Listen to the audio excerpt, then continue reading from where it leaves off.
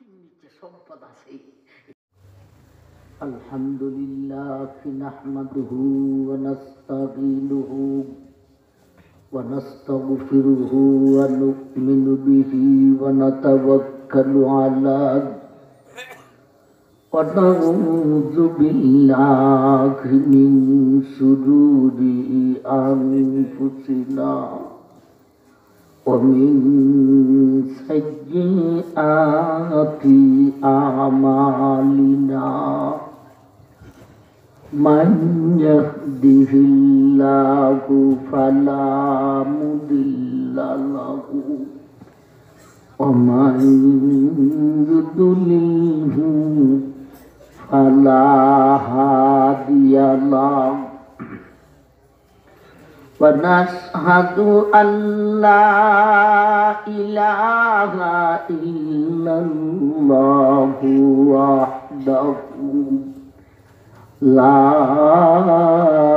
شريك له ونشهد أن سيدنا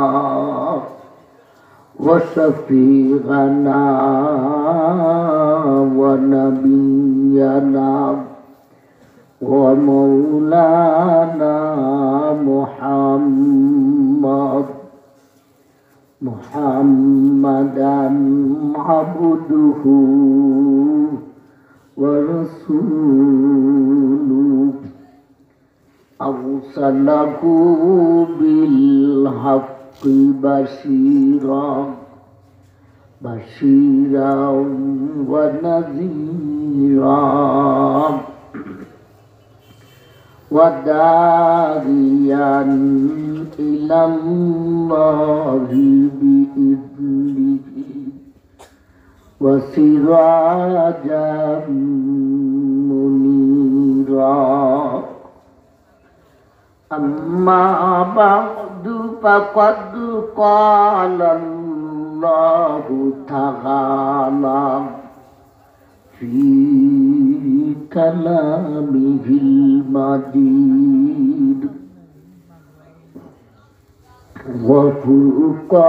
وفرقانه الحميد فأعوذ بالله من الشيطان الرجيم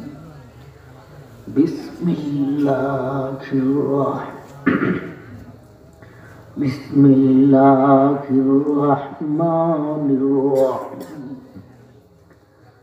القارعة ما القارعة وما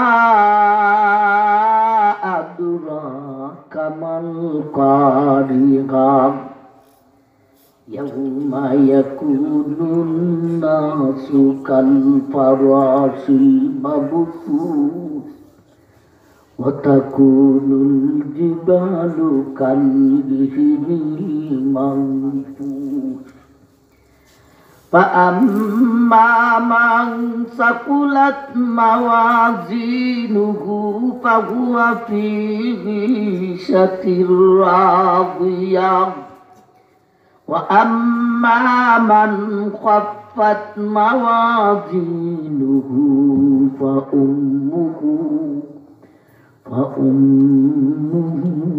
هاوية وما أدراك ما هي نار حامية صدق الله مولانا العظيم وصدق رسوله النبي الكريم بارك الله لنا ولكم بالآيات والذكر الحكيم وقال النبي عليه الصلاة والسلام كيف أنعم وصاحب السور قد التقمه وأصغى سمعه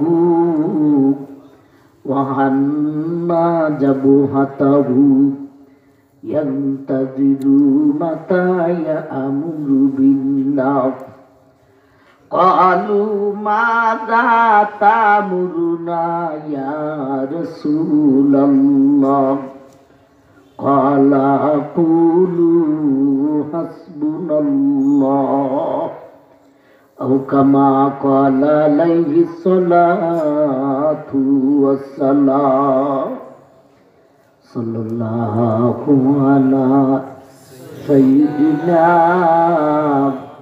ومولانا محمد وعلى آله وأصحابه وسلم صلى الله على سيدنا ومولانا محمد وعلى آله وأصحابه وسلم وسلم تسليما كثيرا كثيرا أما بعد শ্রদ্ধেয় জনাব সভাপতি সাহেব, দিগর উলামায়ে কেরাম, মুরব্বিয়ান আযম, পর্দা নিশিন মা ও বোন, উপস্থিত দিন দরদি সুধী সমাজ, আমার ভাইগণ, আপনাদের বালাগঞ্জ তফসিরুল কোরআন পরিষদের উদ্যোগে 17তম তফসিরুল কোরআন মাহফিল ও দুয়ার মাহফিল, অত্র পরিষদের উপদেষ্টা আব্দুল হাফিজ বেনু মিয়া সাহেবের মাগফিরাতের কামনায় তফসির ও দুয়ার মাহফিল, দুদিন ব্যাপী আলোচনার আজ হলো শেষ দিন। এখন হলো শেষ দিনের শেষ অধিবেশন। গত বছর আমরা কিয়ামতের আলোচনা করতেছিলাম, কিয়ামতের ভয়াবহ অবস্থা, কিয়ামতের বিভীষিকাময়ী অবস্থা। আসলে সময় হাতে কম ছিল সম্ভবত, যার কারণে 1 ঘন্টা বয়ানই করছিলাম। অনেক ভাইদেরই আবদার ছিল আরেকটু লম্বা করার জন্যে, কিন্তু আমি আবদারটা রাখতে পারি নাই। কারণ প্রোগ্রাম করি, যেখানে যেখানে ওয়াদা করি, যেই টাইমে চেষ্টা করি ওই টাইমে পৌঁছার জন্যে, বাকি আল্লাহ সাহায্য করেন। আজকেও আমি কর্তৃপক্ষরে জানাইছি যে 11টার আগে সম্ভব না, কিন্তু আল্লাহর মেহেরবানি 10টাই এসে গেছে।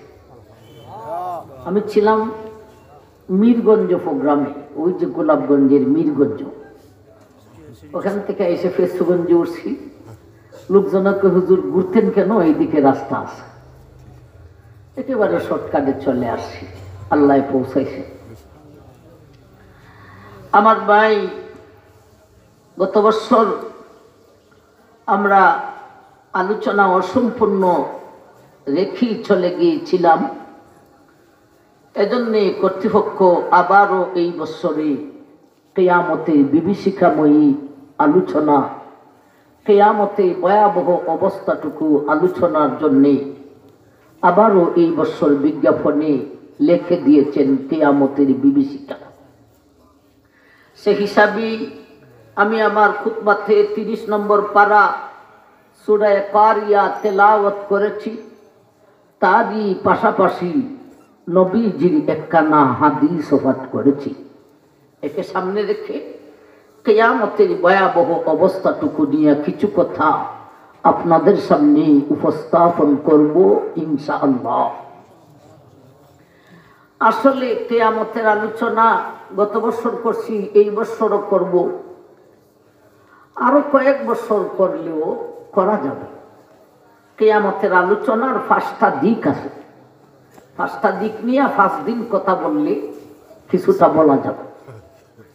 এটা হলো ছোট কিয়ামত বলতে মানুষের চক্রা জান কিভাবে বাতিল করে। আরেকটা হলো বড় কিয়ামত। বড় কিয়ামত আবার দুই ভাগে বিভক্ত, বাস্তব এবং লক্ষণ। বাস্তব আবার দুই ভাগে বিভক্ত, প্রথমবারের ফু আর দ্বিতীয়বারের ফু। লক্ষণ আবার দুই ভাগে বিভক্ত, আলামতে সুগরা, আলামতে কুবরা, ছোট লক্ষণ আর বড় লক্ষণ।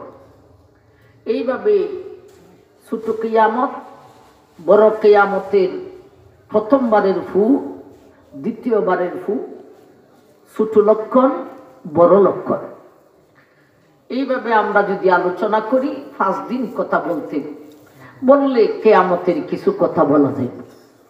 আমরা গত বছর এই 5টা দিক থেকে একটা দিকই কথা বলছিলাম, প্রথমবারের ফু নিয়েই কথা বলতেছিলাম। আমার ভাই, আমরা গত বছর ছোট লক্ষণ আর বড় লক্ষণের ফার্স্ট ও লাস্ট আলোচনা করছিলাম। ছোট লক্ষণের ফার্স্ট লক্ষণ স্বয়ং বিশ্বনবীর আগমন, ছোট লক্ষণের লাস্ট লক্ষণ তৃতীয় বিশ্বযুদ্ধ, বড় লক্ষণের ফার্স্ট লক্ষণ ইমাম মেহেদীর আগমন, বড় লক্ষণের লাস্ট লক্ষণ পৃথিবীর পূর্ব অঞ্চল থেকে একটা অগ্নিশিখা বাহির হবে। আমার ভাই, এইভাবে বড় লক্ষণ 10টা হবে, লাস্টের লক্ষণ অগ্নিশিখা বাহির হবে। এরপরে মুসলমান, সারা বিশ্বের মুসলমানের বগল তলায় একটা মৃদু ঠান্ডা বাতাস লাগবে। এই বাতাসটা লাগা মাত্র মুসলমান ধর ধর করে মারা যাবে। পৃথিবীতে আল্লাহ শব্দ জপনেওয়ালা একজন মানুষও থাকবে না, থাকবে শুধু বেঈমান। মানুষ খুব বড় ধনী হবে, বিজ্ঞান বহু ঊর্ধ্বে যাবে, পরাশক্তি আফ্রিকায় যাবে। এমন একটি পরিস্থিতিতে আল্লাহ ইসরাফিলকে আদেশ করে দিবেন, ও ইসরাফিল, তুমি তোমার সিংহায় ফু মারিয়া দাও। সিংহার ফু হবে মোট 2 বার। প্রথমবারের ফুটা একটানা 6টি মাস, দ্বিতীয়বারের ফুটাও চলবে আর একটানা 6টি মাস। প্রথমবারের ফুটে সমস্ত সৃষ্টি জগৎ ভেঙ্গে ধ্বংস হবে, দ্বিতীয়বারের ফুটে আল্লাহর আদালতের বিচার হবে। আমরা প্রথমবারের ফু নিয়েই কথা বলতেছিলাম, সমস্ত সৃষ্টি জগৎ ভেঙ্গে ধ্বংস হবে। কিভাবে ধ্বংস হবে এই আলোচনাতেই গত বছর ছিলাম। সৌরজগৎ কিভাবে ধ্বংস হবে, সমস্ত তারকা ভেঙ্গে জোড়া জোড়া হইয়া উড়িয়া উপরের দিকে যাবে, আবার কিছুটা নিচে সাগরে পতিত হইব। আর চন্দ্র সূর্য এই 4টা টুকরা হবে। এই 4টি টুকরাকে আল্লাহ দুজকের মধ্যে নিক্ষেপ করিবে। কেন দুজকে নিক্ষেপ করবে এর আলোচনা গত বছর গেছে, ঠিক না বেঠিক? আমার ভাইজান, আমরা সম্ভবত এই পর্যন্তই ছিলাম সৌরজগতের কথা।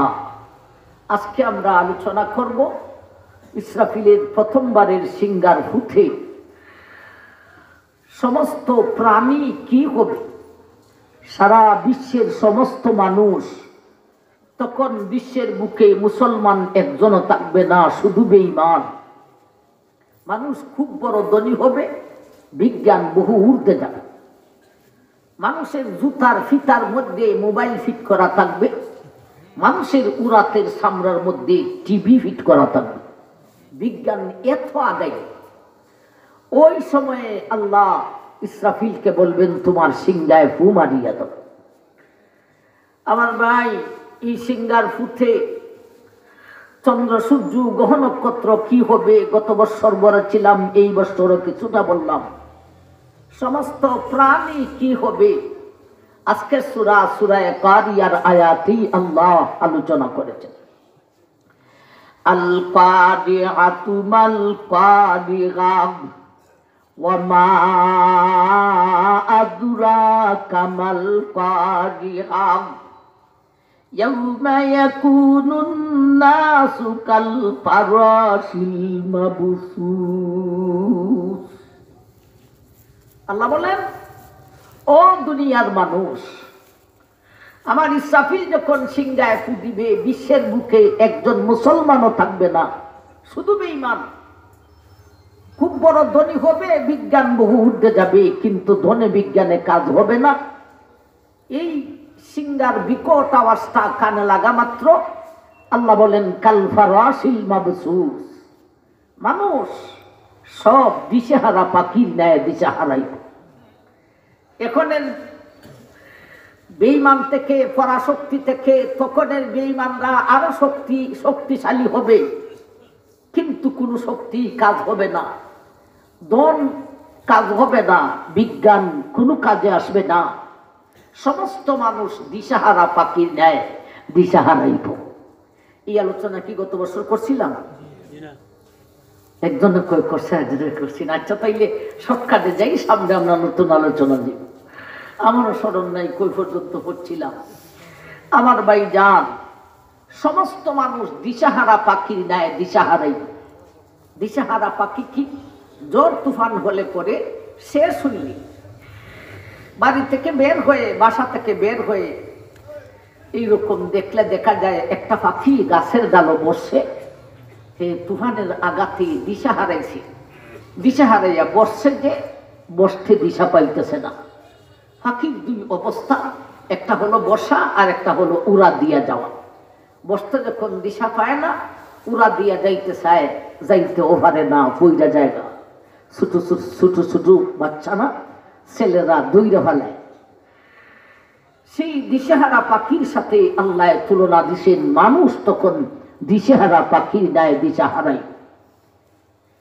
কাল ফারাশিল মাবসুস, ও দুনিয়ার মানুষ, তখন সারা বিশ্বের মানব বেঈমানের গোষ্ঠী দিশেহারা পাখির ন্যায় দিশা হারাইব। বসতেও দিশা নাই, দাঁড়াইতেও দিশা নাই, ঘুমাইতেও দিশা নাই, গড়তেও দিশা নাই, বাহিরেও দিশা না। দিশাহারা পাখির ন্যায় দিশা হারাই। একটুখানি দিশা তাদের মনে মনে থাকবে। এটা হলো শহরেতে শান্তি নাই, মহল্লাতে শান্তি নাই, গ্রামেতে শান্তি নাই, বাজারেতে শান্তি নাই। সম্ভবত যার জির মাঠে নামলে আমরা দিশা পাইতে পারি, শান্তি পাইতে পারি। মানুষ যাকে যাকে যার জির মাঠের মধ্যে নামবে, ডাকাডাকি করবে, চলো চলো, যার জির মাঠে চলো। মানুষ নিজ নিজ মাঠে যে নামবে, নাইমা মোটামুটি একটু শান্তি পাইবে। মানুষই দেখতে পাইবে ফাঁকিরা উড়া দিয়া, বিকট আওয়াজের বয়েতে ফাঁকিরা উড়া দিয়া মানুষের মাথার উপর সারিবদ্ধ হচ্ছে। ফাঁকি মানুষ দেখলে বয়েতে দৌড়ে, আর সেই দিন মানুষের কাছে আসাটা তার জন্য নিরাপদ হবে, নিরাপদ মনে করবে। সেই বিকট আওয়াজের বয়েতে মানুষের মাথার উপর ফাঁকি সারিবদ্ধ হবে।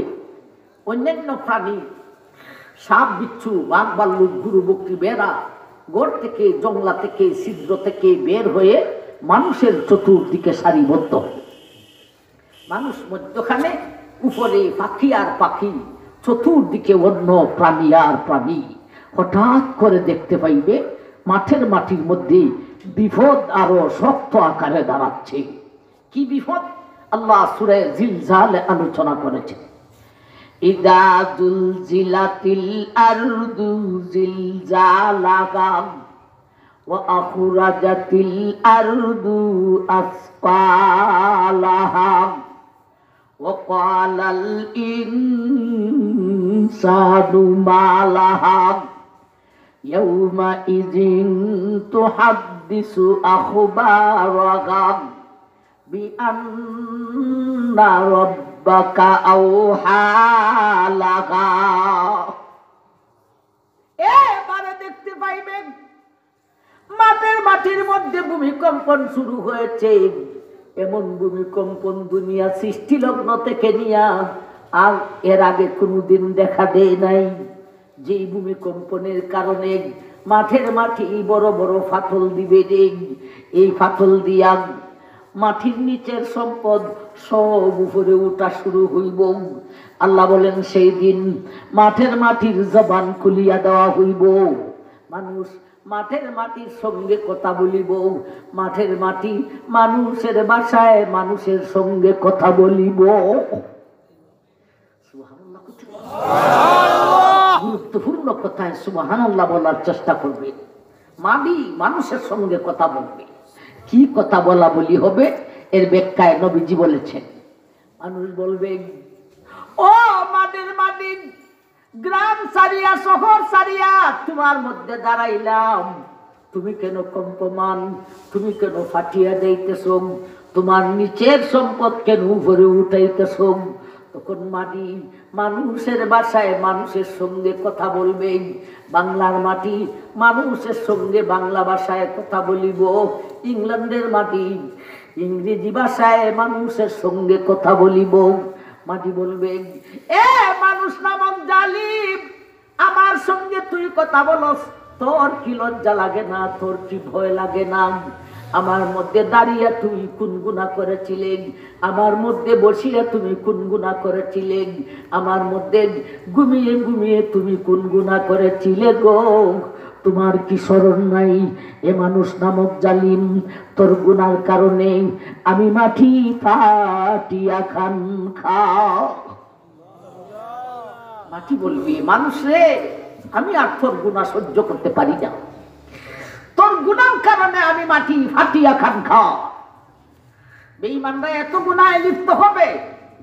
এখন যেভাবে গরু ছাগল হাঁস মুরগি রাস্তায় ঘাটে মানুষের সামনে যৌন মিটায়, তখনকার বেঈমান নারী পুরুষরা রাস্তায় ঘাটে মা ঠেলাইমা সরাসরি যৌন মিটাবে। নাউজুবিল্লাহ। জমিন সেই কথা বলবে, ও মানুষ রে, আমি মাটি তোর গুনাহ আর সহ্য করতে পারি না, এজন্য ফাটিয়া যাইতেছি। এর কিছুক্ষণ পরই আল্লাহ আজরাইলকে আদেশ করে দিবেন, এ আজরাইল, তুমি দ্রুত গতিতে তুমি তোমার অভিযান চালাও। আমার ভাই, মানুষের চোখের সামনে মানুষই দেখতে পাইবে। এর কিছুক্ষণ পরে মানুষের মাথার উপরের সমস্ত পাখির মরণ হয়ে গেছে।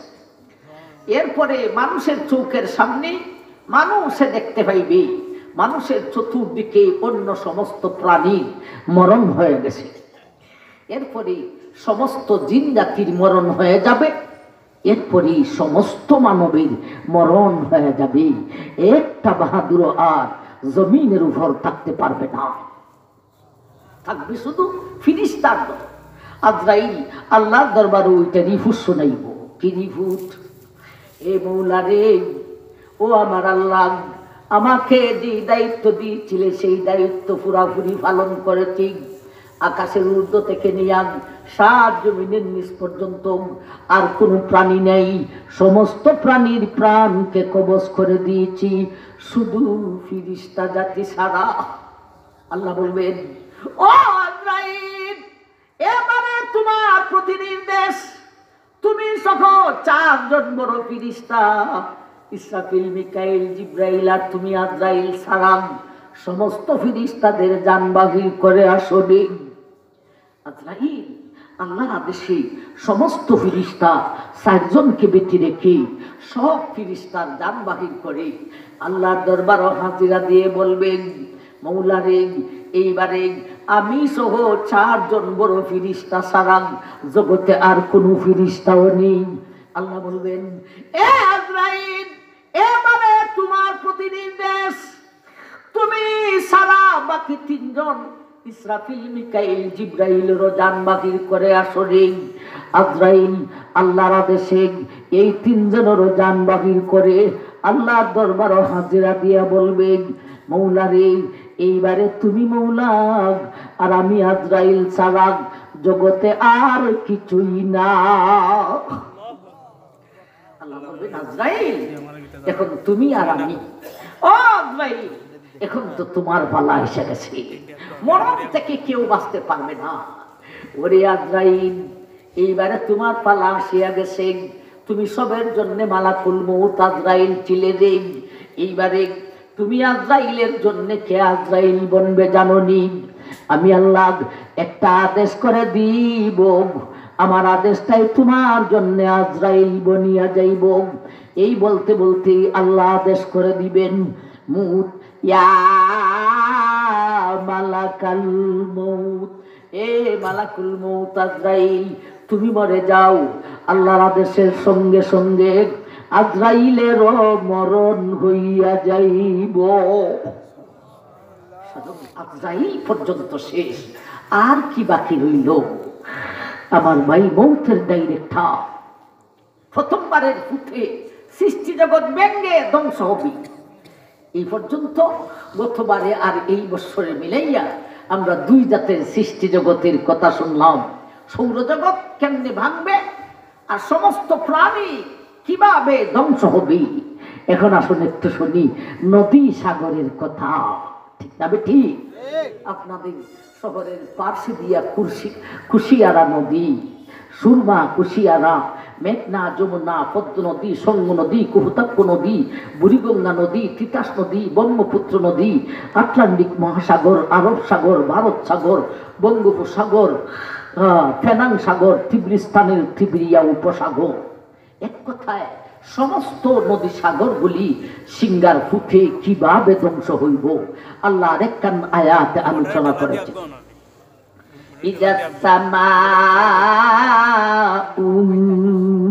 ফাতারাত ওয়া ইজাল কাওয়াকিবু তাসাওয়াত ওয়া ইজাল বিহারু ফুজ্জিরাত। ও দুনিয়ার মানুষ, আমার ইসরাফিলের সিঙ্গার বিকট আওয়াজে সমস্ত পানি উতলানো শুরু হইব। ওয়া ইজাল বিহারু ফুজ্জিরাত, বিহারের অর্থ হলো সাগর, ফুজ্জিরাতের অর্থ হইল উতলানো। সমস্ত পানি উতলানো শুরু হইব। উতলাইতে উতলাইতে পুকুরের পানি বিলে যাইব, বিলের পানি খালে যাইব, খালের পানি নদীতে যাইব, নদীর পানি সাগরে যাইব। দুনিয়ার মানুষ, ওই দিন মিঠা পানি আর নমক পানির মধ্যে কোনো বাদ থাকবে না। সমস্ত পানি একত্রিত হইয়া যাইব। এই আয়াত প্রসঙ্গে বিশ্বনবী বলেছেন, মায়ের উম্মত, সমস্ত পানি একত্রিত হওয়ার পরে সেই বিকট আওয়াজের কারণে পানি দিয়া জায়গায় জায়গায় আগুন ওঠা শুরু হইব। আল্লাহ নবী বইলা গেছেন পানি দিয়া আগুন উঠবে। আমার ভাই এই কথার উপর গবেষণা করে নদী থেকে কারেন্ট তৈরি করছে। আমার ভাই গবেষকরাও গবেষণা করছে যে এখান থেকে গবেষণা করছে। আমার বাইরে সমস্ত নদী আর সাগর একত্রিত হওয়ার পরে জায়গায় জায়গায় পানি দিয়া আগুন উঠা শুরু হইব। আল্লাহ রাসূল বলেন, এ মার উম্মত, এমন ভাবে সমস্ত পানি আগুন উঠতে উঠতে সমস্ত পানি আগুনে পরিণত হইব, সমস্ত নদী সাগর আগুন হইয়া যাইব। নবী বলেন, মার উম্মত, এখানেই শেষ নয় রে, সেই আগুন দিয়া হাসরের মাঠের চতুর্দিকে বাউন্ডারি দেওয়া হইব। আর একটু জোরে বলুন না সুবহানাল্লাহ। কি বিকট আওয়াজ! সিঙ্গার আওয়াজে এত কিছু হবে, সমস্ত নদী সাগরের পানি আগুন হয়ে যাবে।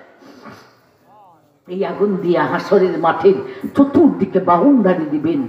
বালাগঞ্জের কোনো নারী, কোনো পুরুষ, কোনো বেটা, কোনো বেটি হাসরের মাঠ থেকে ফলায়ন কইরা যাইতাইনি। সমস্ত পানি আগুন হবে, সেই আগুন দিয়া হাসরের মাঠের চতুর্দিকে বাউন্ডারি দেওয়া হইব। সৌরজগৎ শেষ, প্রাণী জগৎ শেষ, পানিও শেষ। একটু পাহাড়ের কথা শুনি। পাহাড় দিয়ে আল্লাহ ফাউন্ডেশন দিয়েছেন জমিনের মধ্যে। একায়েত আল্লাহ বলেন, ইয়াউমা তামুরুস সামাউ মাউরা ওয়া তাসিরুল জিবালু সাইরা। ও দুনিয়ার মানুষ, ওই সিঙ্গার বিকট আওয়াজে পাহাড় আস্তে আস্তে চলা শুরু হইব। ইয়াউমা তামুরুস সামাউ মাউরা ওয়া তাসিরুল জিবালু সাইরা, পাহাড় চলতে থাকবে, তবে ধীর গতিতে চলবে। আরেক আয়াতে বলেন, ফাইদান নুজুমু তুমিসাত ওয়া ইযাস সামাউ ফুরিজাত ওয়া ইদাল জিবালু নুসিফাত, জিবালের অর্থ পাহাড়, নুসিবাতের অর্থ হলো দৌড়নাম, দৌড়িতে থাকিব। প্রথমে পাহাড় আস্তে আস্তে চলবেন, এরপরে আল্লাহ বলেন পাহাড়গুলি দৌড়া শুরু করিব। এরপরে কি হইবে আরেক আয়াতে বলেন ওয়াতারাল জিবালা তাহসাবুহা জামিদাতাম ওয়া হিয়া তামুরু মাররাস সাহাব সুন্নাল্লাহিল্লাতী আতকানা কুল্লা শাই। প্রথমে পাহাড় চলবে, এরপরে দৌড়বে রে, এরপরে দৌড়ের গতি হইব সাদের গতির ন্যায়। আবার সাপ যেইভাবে দ্রুত গতিতে দৌড়াবে পাহাড়গুলি সেইভাবে দৌড়া শুরু করিব। এরপরে কি হইব আজকের সূরা কারিয়ার আয়াতে আল্লাহ বলেন ইয়াউমা ইয়াকুনুন নাসু কাল ফারাশিল মাবসুস ওয়া তাকুনুল জিবালু কাল গিহিদিল মানফুস। এবারে পাহাড় ভেঙে পড়বে রে, প্রথমে চলবেন, এরপরে আস্তে আস্তে দৌড়বে, এরপরে সাপ মেঘমালার মতো দ্রুত গতিতে দৌড়বে, এরপরে ভেঙে পড়বে যে কত বড় টুকরা হবে রে। আল্লাহ বলেন কাল ইহিনি মানফুস, ইহনে মানফুসের মতো হবে। ইহনে মানফুস কি বাজারের মানুষ বুঝবেন, শীতের সিজন আমার ভাই লেপ জাজিম বানানোর জন্য তুলাকে দুমতে থাকে, ভাই বুঝেননি বাসাটা, তুলাকে দুমতে থাকে। তুলা দুনার সময় দুইত তুলা যেইভাবে উঠতে থাকে, এটারে কোরআনের ভাষায় আল্লাহর ভাষায় বলেছেন ইহনিল মানফুস, বলতে দুনিত তুলার ন্যায় পাহাড় জোড়া জোড়া হইয়া উঠতে থাকে। এরপরে কি হবে আরেক আয়াতে বলেন ওয়াবুসাতিল জিবালু বাসাগ ফাকানাত হাবাআম মুনবাসাগ। এইবারে দুনিত তুলার ন্যায় থাকবে না রে, মাটির দুলাকণার ন্যায় হইয়া যাইব। এরপরে কি হবে আল্লাহ বলেন ওয়াতাসিরুল জিবালু সাইরা। এইবারে আল্লাহ বলেন ওয়াসুজিরাতিল জিবালু ফাকানাত সারাবা। একেবারে লাস্টে মাটির দুলাকণার ন্যায় থাকবে না রে, বরঞ্চ সারাবা হইয়া যাইব। সারাবা হবে, সারাবা মানে আরবিতে কোরআনের ভাষায় বলেছেন সারাবা, আর এটার বাংলা ভাষা হলো মরিচিকা। আমার ভাই বুঝাইলে সহজে বুঝবেন। আপনি দূরের দিকে তাকালে মাঠে যখন ফসল থাকে না শীতের সিজনে, দুপুরে দূরের দিকে তাকাইলে দেখবেন মাঠের মধ্যখানে পানি ঢেউ খেলতেছে, আগে যেয়ে দেখবেন এক ফোঁটা পানিও নাই। এটাকে বলে মরিচিকা। আমরা অনেক সময় গাড়িতে দেখবেন, গাড়ি থেকে সামনে বসলে বাসে বসলেও দেখবেন দিনের বেলায় রুদ্র থাকলে একটু দূরের জন্য রোডের মধ্যে পানি দেখা যায়। বাস সেখানে গেছে, এখানে পানি নাই, পানিতে আরো দূরে। আমার ভাই অর্থাৎ বাস্তবে কিছুই নেই, দেখতে দেখা যায় বাস্তবে নাই। সারা আবার মতলব হলো এ দুনিয়ার মানুষ, এখন তো তুমি বিশাল পাহাড় দেখতেছো, সিংহায় ফু দিলে পরে তার কোনো অস্তিত্বই থাকবে না, দুনিত তুলার মতো থাকবে না, বালুকণার মতো থাকবে না। আল্লাহ পাহাড়টা কি হবে এইভাবে ভাঙ্গা ভাঙ্গা আয়াতে বলেছেন ওয়াসুইরাতিল জিবালু ফাকানাত সারাবা। ও দুনিয়ার মানুষ, ওই সিংহার বিকট আওয়াজে পাহাড় প্রথমে আস্তে আস্তে চলবে রে, এরপরে ধীর গতিতে দৌড়বে রে, এরপরে মেঘমালার ন্যায় দ্রুত গতিতে দৌড়বে রে, এরপরে ভেঙ্গে তুলার মতো জোড়া জোড়া হবে রে, এরপরে তুলার মতো থাকবে না, মাটির দুলাকণার ন্যায় হবে রে, এরপরে মাটির দুলাকণার ন্যায় থাকবে না, একেবারে মরিচিকার ন্যায় অস্তিত্ব হারা হইব।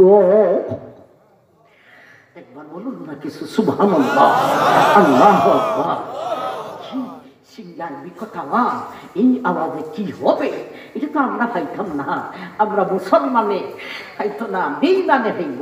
এই সিংহার আওয়াজে আমার ভাই সৌরজগৎ শেষ, প্রাণী জগৎ শেষ, পানিও শেষ, পাহাড়ও শেষ। আল্লাহর বিশাল সাতটা জমিন থাকবে না শেষ হয়ে যাবে? ইদা যুলজিলাতিল আরদু জিলজালাহা ওয়া আখরাজাতিল আরদু আসফালাহা ওয়া ক্বালাল ইনসানু মা লাহা। এ দুনিয়ার মানুষ, সেই সিংহার বিকট আওয়াজে বিশাল সাতটা জমিন ভূমিকম্পন শুরু হইব, বিরাট বিরাট ফাটল দিবে। এই